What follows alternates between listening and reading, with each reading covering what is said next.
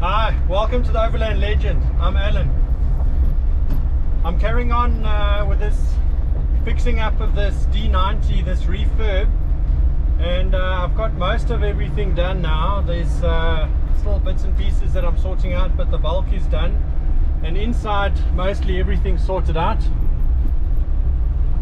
You can see the dash, buried down the dash. I put that back together. I'm still waiting for some new vents for the aircon, so I just need to sort that out, but the rest is looking quite nice. And then you'll see that there's still a hole here on the dashboard, and that's where the Madman EMS is going to go in. So I'm just going over to Brian's place, and we're going to fit that today. And so today's video I'm just going to show that not properly how to fit it. There are some videos and I'll put some links in about that, but more just talk to Brian about the EMS and why we're fitting it and why it's so useful. And he's the guy that invented it, and it's been around for a long time and had many revisions and improvements, and it was one of the first things I fitted to the first Defender that I had.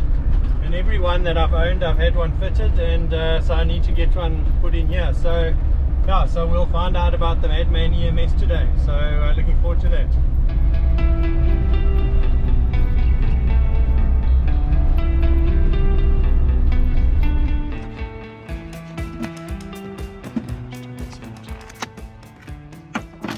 That one. That one.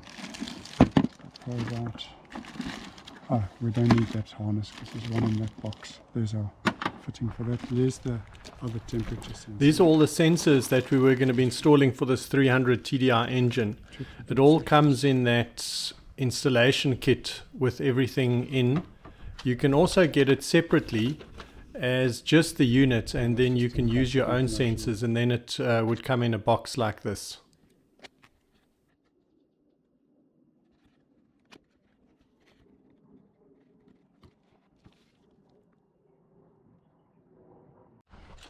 The unit itself is designed to fit into the console on the Defender, as I had that open spot, and you can just fit it in. It fits in and fits in there really nicely and neatly, so it works really well. And there's often there's a spare gauge there, and I didn't have anything in there, but you can actually even replace some of the other gauges just by installing this. The first sensor that we put in was the EGT probe, and getting these bolts off can be quite tricky because they can get rusted in, but luckily mine weren't bad at all and I got them out really easily.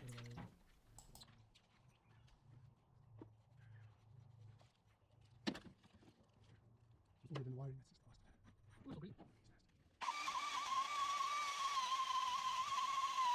can rotate it, but the fact of the matter is we must put this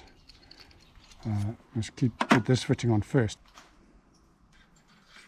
Then you just need to bend the probe slightly so that it fits in to the exhaust properly and doesn't touch the sides.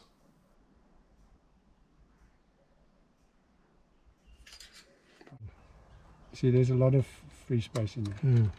Okay, so that's all cool. So we've got to set this thing and tighten this one.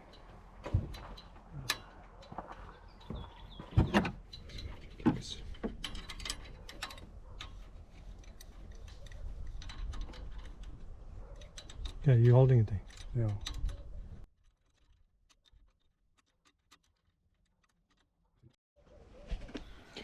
Okay, so the Madman EMS measures the boost pressure, and that's this little pipe here that goes around the back there. So what we need to do is we need to hook this T-piece in there, and then this connects onto there, and then that goes up, and then I think it goes onto the measuring device. Yeah, so this is the pipe that we need to tee into. It's going around the back there, and I think Brian said we must connect it. We'll just put it in, I think, over there, so I must just cut it there somewhere.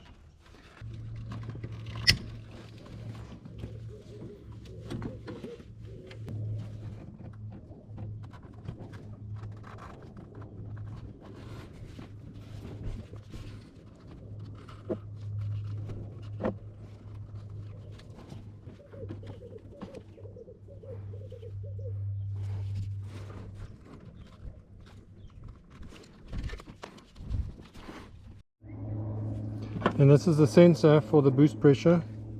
So that little black pipe's going to connect on here.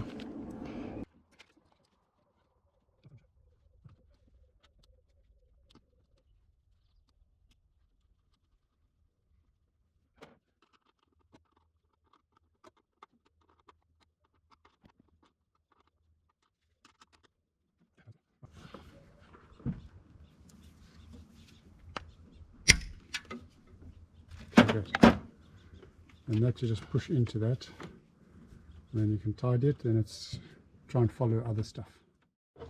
And this is the water temperature, which goes in, it replaces that one over there, so that goes in there.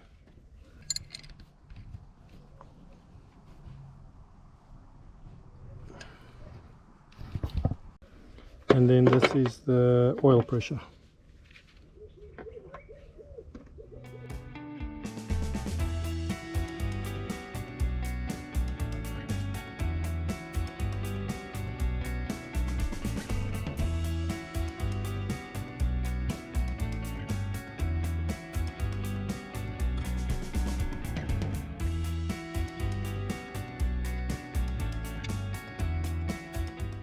Also a bit of Loctite on there, and you pop it in the vise and you just tighten it gently until it's snug, and then you install the whole thing. In where in the transfer case? On above the to the left of the handbrake drum, so pointing at the exhaust. Oh, okay. So the exhaust running past here, and the transfer case here is a big plug. Oh, okay. Like a 20mm plug.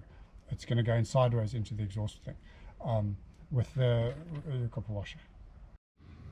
Okay, so now I need to fit the temperature sensor on the transfer box, and it's this bolt that sits over here.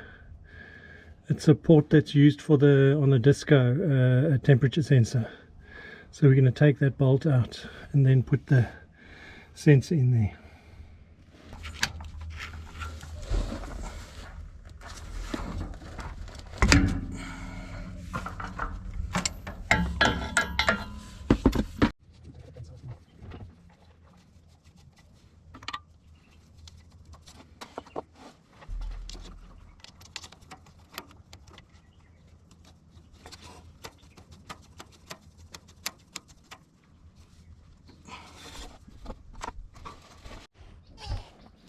The last sensor to go in was the coolant level detector sensor, and this one has saved many an engine from overheating.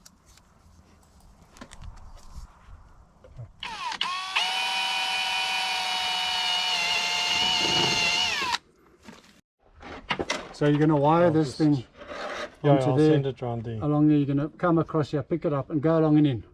Into behind the dash, okay. Because this joint must be behind the dash, because it Okay. measures the temperature up to this point. Okay. So if this point's hot, Yes, you yes, it's probably. your difference is wrong, and it doesn't twist. You see this? Yeah, So you must make sure that it's straight. When you Yeah. get to this, you will not fix it. yeah. You have to unwind it. It's Yeah. fixed like that. Pull the wiring in, or we don't have to pull it in, but we estimate how it's going to be there. Then from here you lay it out Oh, to reach all the harnesses, and then you mark the harness. You mark each harness where where each one of these harnesses join along the way, and then you take it away and you go solder and fix it and build a harness. okay. You tape it up and you install it. Then install it. Yeah, then it looks right. So if we plug all of this stuff in wherever we need to, like that. Okay. See, so now this harness is going to run whichever way we Yeah. choose, and then these are just going to tie Yeah. up to it, and then we just mark it here, Yeah. take it off and solder it fix in. it. So I just have to get this is the connection, the wire connection. So it'll just run along the rest of the vehicle's harness and then connect up to here. We're going straight to Yeah, just go the full thing. Okay, so that's going to connect directly on here. Okay. Then this whole story. So from here we need we've got ground. Ground can actually go, it must go on the engine, so it's heading that way. Power I'm going to pick off the back of the pump. We've got oil, got water temperature. Okay, so left, okay, grey's gone. Grey's gone away there, blue's gone away there, so they're not even part of this deal anymore. Brown is going to water, so it's right on the end. Green is going to this water, it's on that end. Yellow is oil pressure, so it's going down there, positive down there, and black down there. So they're all going this way. They're all going. Oh, there's this RPM actually.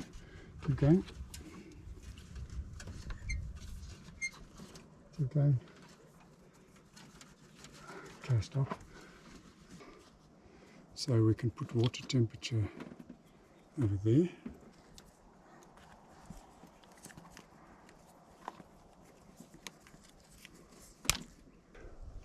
That's going to come up, that's going to go to brown. Brown. Okay. Okay, and then we've got to pull out red. So where is that bolt hole? There's a bolt here somewhere on the head. There's a threaded hole here. Yeah, let's say use that as earth. Oh, okay. So that's where black's going to go. Not red. Back to where the harness should be. It's going to go to the injector pump over here. Just going to drift backwards. This was the bulk of the work done then, because all the sensors had been installed, and now we'd measured the positions on the wiring harness for all of those sensors and where they needed to be joined to the harness, so they could just be soldered on to complete the harness. And this whole job took about 2 to 3 hours, and I didn't finish it today because I was running out of time. So we just finished up the harness, and then I carried on with it the next day. But I caught up with Brian to talk about the EMS. Okay, so yesterday I installed the, I started installing the EMS in my 90. And we got quite far. We got, I did most of the stuff. I put all the sensors in and put the wiring loom together and everything. But right now I'm with Brian again, and we're just going out to see a few things, and we've got some time in the car. So I don't know if you haven't seen the last video that we were in the car together. We had a long discussion about all sorts of things, and if you haven't seen that, you must watch it. I'll put a link on the screen, and I'll put a link in the description as well. But today we're going to talk about the Madman EMS. So yeah, I think Brian is the inventor and the owner of Madman. I was just talking to Brian now about, you know, why do you have it and what's the use of an EMS, and so like where did the idea come from? How did you start it to start with? Why did you make this thing? Yeah, so way back in the beginning when I just started Landy Online,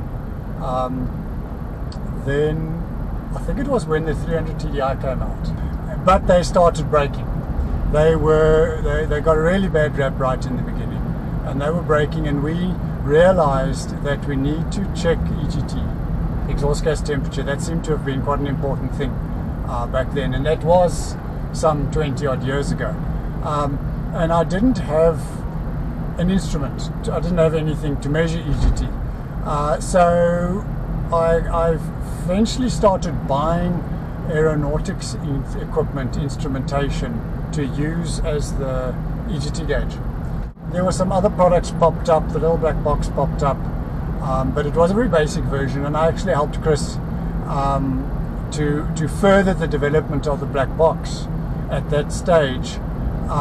To do some of the things, but it didn't have EGT. So there was this problem between the two products. The one did the one thing and the other did the other thing. So then I actually approached the guys that made the aeronautics equipment, and I chatted to them and said, look, we need to create something else here that's going to be very specific, a very vehicle, an automotive range. Automotive, okay. So it's basically like a aeronautics sort of technology that you applied to automotive. Yes, yeah, because EGT in airplanes and things is very important. So is your temperatures and your pressures. More so obviously than in a road car. But there was not really anything on the market. Anyway, so that's where we got together and we created the EMS1.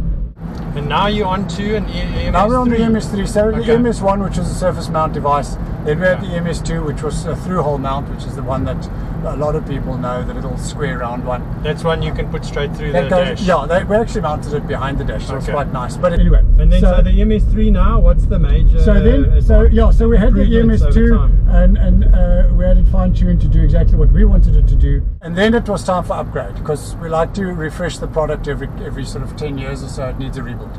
Just because the components become old, you can't get them, or the price goes up, etc. And you've got to keep up with things. So then the EMS3 popped up. It's been very popular, and it sells very well. It's got more features, same sort of housing, same sort of function, couple more features, and it's enough. It's not excessive.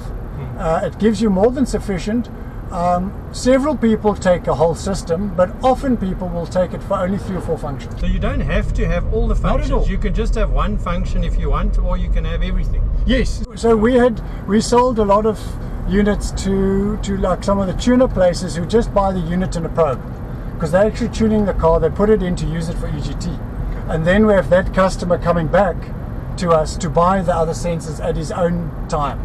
So that the tuning shop doesn't have to worry about big installations. Yeah. They just need that installed. Yeah. So, and you can disable those features. So you don't have a screen with a bunch of zeros on it. Yeah. It just takes the stuff Just- off the yeah. screen, and it's just a clearer, emptier screen. So like we saw with the installation now, it's I mean, what you see on the dashboard is just the unit, but it's there's, I mean, the way I see it, there's basically like there's sort of 3 big parts to it. It's the unit, and then there's the sensors, which is a big thing, and that's also taken you a huge amount of time to develop. And then obviously everything gets linked with wires, but you put a lot of time and effort in the sensors. Yes, It's not just the gauge, it's actually about the sensors. It's the system. It's about the system, because there are systems, or let's rather rephrase that, there are instruments available that do similar things, but never the package. There's no system that has the package as efficiently and as unitary as ours. But besides that, you can use a multitude of different sensors. We've started off using video oil pressure sensors, and they're mechanical, and they were not good. And the temperature sensors on video were also they were single pin sensors, so they used their body as their earth. So did the pressure sensors. So that meant whenever you screw the thing into a vehicle, into an engine or a gearbox or something, that earth path is critical. The slightest deviation gives you crazy reading. Yeah, so that means that the way the EMS sensors and system works is it's very reliable and accurate. Yes. So we decided we need to change this. So I searched high and low, and eventually found a company that could manufacture sensors for me to my requirement. Don't need external voltages. They're accurate. They're cost effective. Because you can buy a sensor for the price of an entire EMS system. You can also buy a sensor for dirt cheap, but you get what you pay for. So we had to find that balance. And then the temp sensors, there was nothing really that you could use. So I made my own. I created my own sensor, and all of that is such a hell of a lot of mission to develop something that's reliable, that's usable, that's easy enough to make. So I mean, that's taken time. I mean, that's 20 years of development. Well, that's the sensors. That's in recent. That was typically for the EMS3 range. Yeah. But prior to that was all the adapters. Yeah. So that's what you're saying. Yeah. From the beginning, I said, great, I bought this product. How the hell do I connect it to my engine? And nobody sells stuff. You got special threads that they're not standard fittings. You can't fit this into that. Either hydraulics or pneumatics. But if you want to fit the stuff we want to fit into where we fit it, you got to make your own stuff. It's not only for Land Rover. I mean, there's lots of other vehicles. No, yes. So it's not just I mean, Land Rover is a big. That's where it's market. So our market is actually 50% Land Rover, 50% everything else. We want our product to go everywhere, and it does. And it's been fitted to pretty much anything. We've got yellow metal, we've got trucks, we've got assorted boats, all sorts of cars, mining equipment. Basically anything with an engine that you want to monitor its vital statistics ongoing. Is where it's going to go on 12 or 24 volts. And the other thing you said to me earlier, that the big thing is the thing about the alarm in it. Yeah. The alarm system. So what is that about? The one thing is, I mean, we've all got gauges in our cars, but But why is that not good enough? So the alarms, I mean, you can have a dashboard like an aeroplane and think this is glorious. We've all seen pictures on the internet where a guy's got 1 million gauges and it's beautiful. But you can't watch all those gauges because you actually got to drive the car. So the thing with the alarms is they are all presettable. So there's currently with the EMS3 you've got 4 alarms per channel. So you've got a high and a low caution, and you've got a high and low alarm.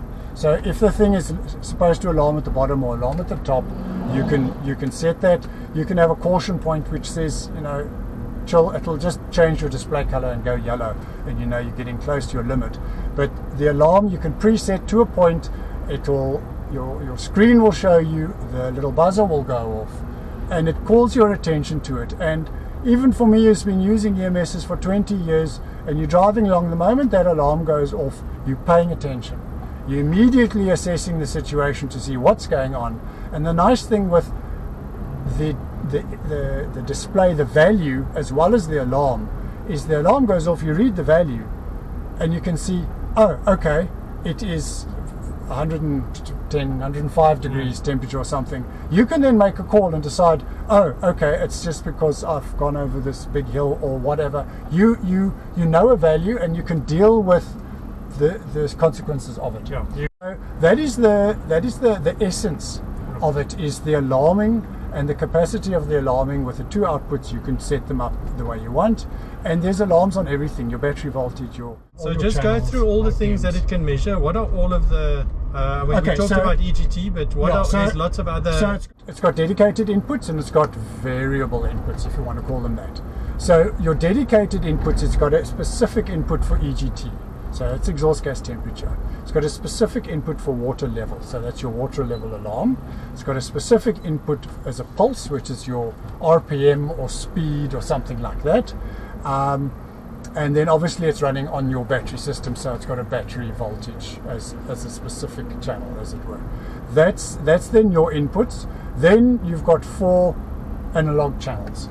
They can be set to be pressure or temperature as you like. The latest firmware version is fully customizable. You can set the name of your channel, you can set the unit of your channel. So I, for example, in my Landy have set channel 1 as a fuel gauge, and it's got a unit of liters. And I've got an inlet air pressure sensor, which is in millibar, and it's makes your display look neat. So you've got your 4, and you've got another essentially 4. So you've got a total of about 8 sensors. Or 8 inputs that you can use. You can have all of those 8 or most of those 8 on a single bar graph display, or you can have 1 per screen. So the whole little screen is one input. If any other one that's not being displayed makes an alarm, it will immediately bring that up and put it on your screen. So if you're driving along on EGT and you have a water alarm, it will go to the water screen and show that to you, so you know immediately what the alarm was. So that's the inputs, and it's got 2 outputs, which we don't use generally, but they can be used. One, for example, can be used to control an electric cooling fan. So it's got a specific function in it. So you say, this is a cooling fan, I want you to switch on at 80 degrees and switch off at 75 degrees. And it will switch the fan on based on your temperature input, which is great for vehicles that have electric fans. It saves you an entire instrument, whole device that you have to go and buy. It's just built in, it's just there.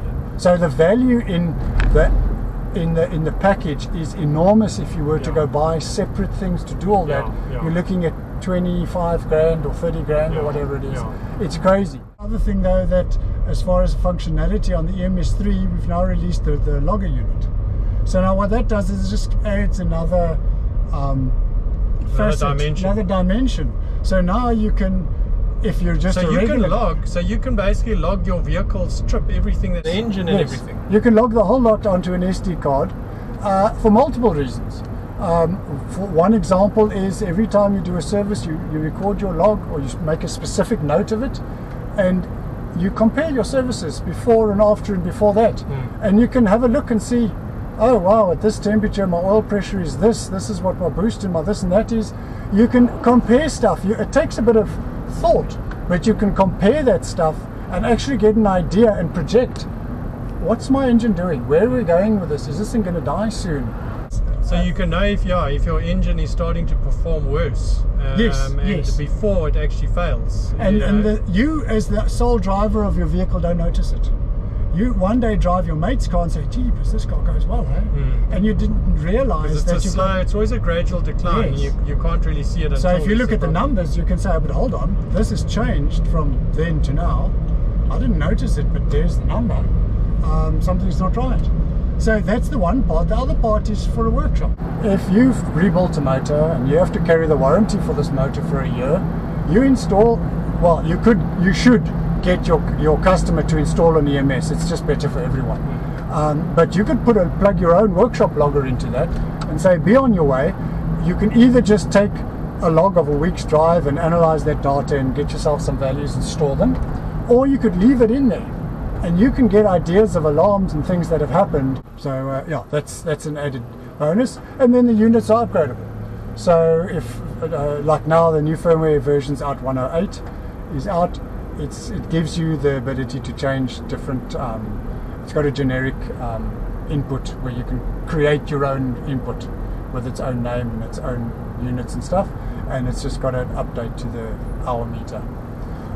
But we do that from time to time, and you can upgrade it if there's a feature that is within your hardware version.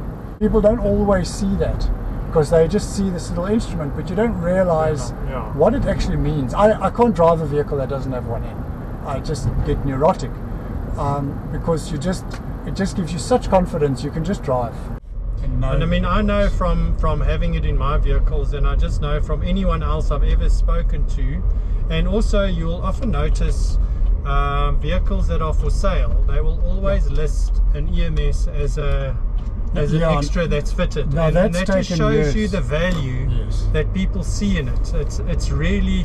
It's almost, it can be addictive, quite honestly, because you see so many things. But for people that love their cars and look after them and pay attention to it, it's almost become something they can't live without. It's become a household name. People say, if you've got a Madman in. Now Madman's the brand, but it's like, oh, you use a Kodak to cook on, or whatever.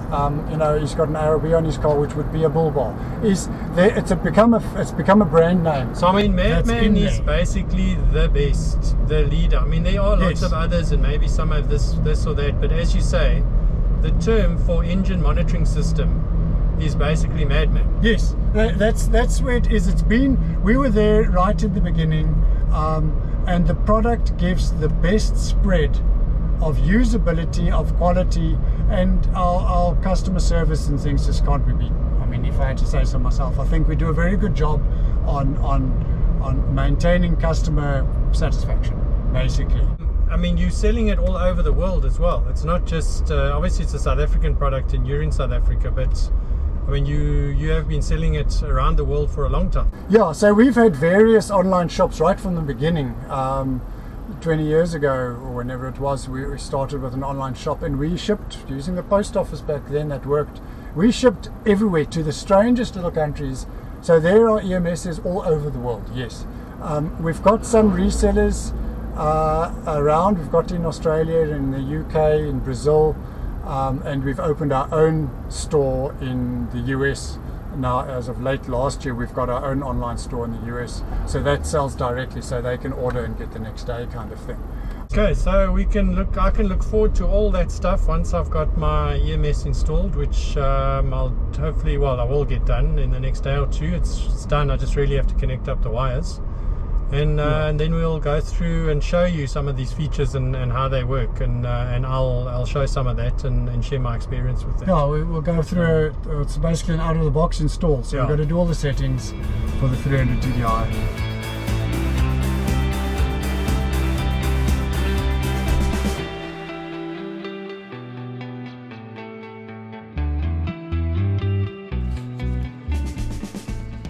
With the harness all complete and all the joins soldered on, I could now tape it up neatly with some wiring tape and then feed it back in through the bulkhead into the dash and through the engine into the right position.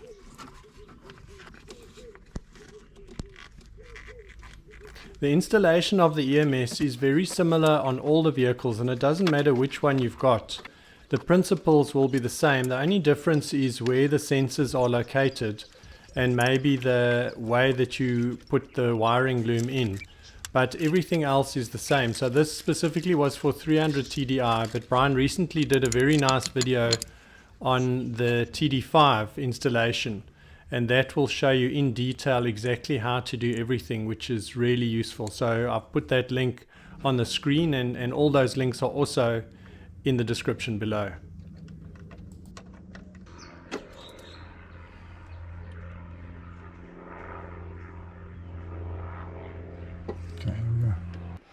And then we're going to go to channel 1, that's going to be our temperature.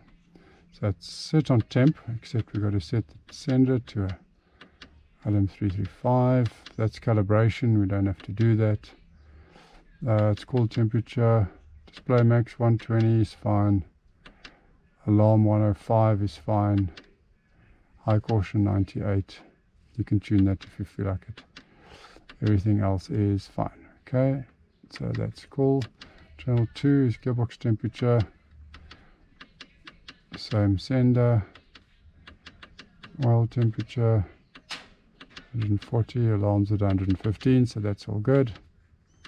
Okay, back out of that.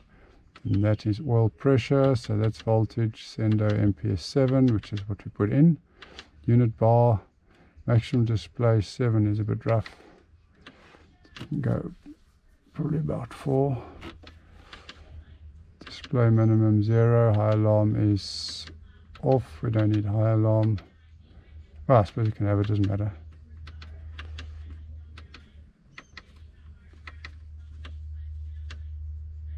Keep it there. Okay, and then the high caution. Just drop that down.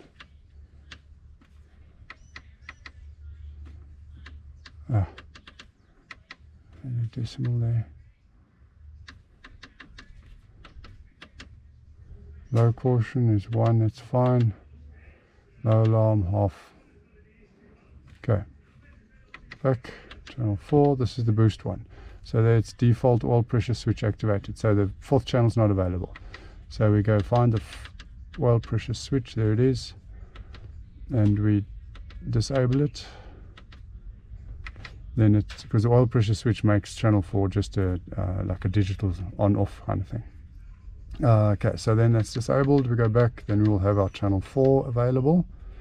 It's a pressure. It uses a voltage sensor, Sendo MPS 2. That's the boost sensor, and we're calling it boost.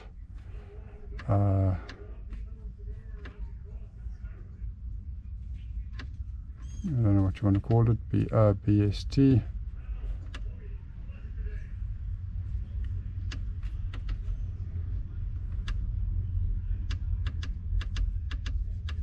Boost. And we just got to find a blank.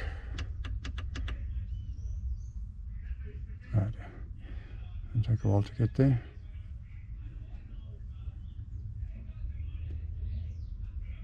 There we go, blank. Okay, and unit is bar, display max, only boosting to 1 bar, so we'll have a maximum of, let's go for 1.3. A high alarm, I need a high alarm, sorry, leave it on there, high alarm on.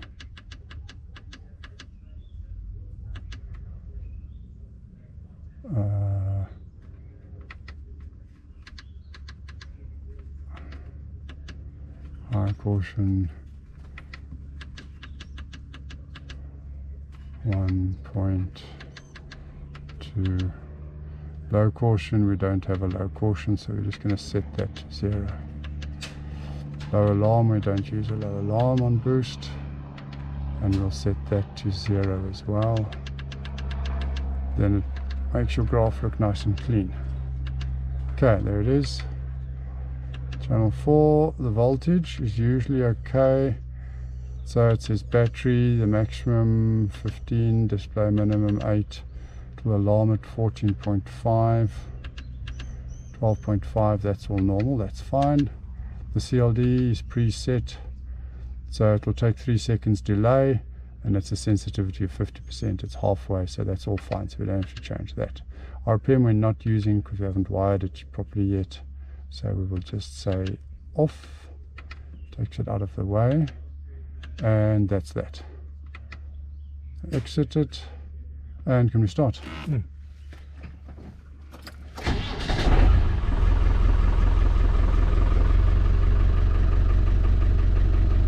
Okay, so we've got some oil pressure going there, some temperatures. So our 2 oil temperatures are slightly different, I'm not sure what's going on there. EGT is working correctly it seems, because we've got 80 degrees. Yeah, okay. So if we just go look, we can see the battery. A little bit of happening there. Oil pressure, temperatures, EGT. Okay. Okay, I got this Madman EMS installed now. Everything's finished and it's working nicely. So you can see that's when you have everything on. You can see the EGT, the battery, the temperature, the oil temperature, the oil pressure, and then the boost. Very nice. So now the dashboard's finished, all sorted. Carry on with the rest of the stuff. So that's it for this episode. Thank you again for watching all the way till the end. I hope you found it useful. If you want more Madman EMS info, then check the links in the description below. I'll put all of the information there. There's lots of installation videos and a lot of information online. So mine wasn't very detailed. I just wanted to show what I did. But the details are all there, and the installation instructions, everything are all very clear on their website. So check that out. So thanks again. See you next time.